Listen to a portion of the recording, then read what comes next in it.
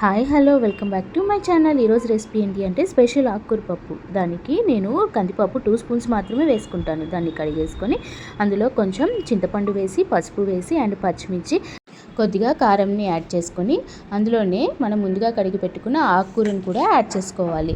ఆకుకూరని ఒక 3 times salt వేసి కడుక్కుంటే అందులో ఏమన్నా పురుగులు ఉన్నా కానీ చక్కగా వాష్ అయిపోతుంది. దానిలో కుక్కర్లో వేసేసి కొద్దిగా వాటర్ పోసేసి ఒక 3-4 విజిల్స్ వచ్చే వరకు ఉంచాలి. తర్వాత వాటిలో కొంచెం సాల్ట్ వేసుకొని బాగా మ్యాష్ చేసుకొని పక్కకు పెట్టుకోవాలి.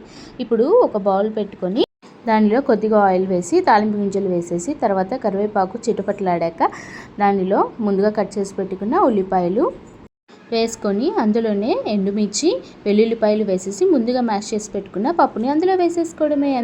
ఎంతో రుచికరమైన ఆకుకూర పప్పు రెడీ. పప్పు తక్కువ, ఎన్నో పోషక విలువలు కలిగిన ఆకుకూర ఎక్కువ.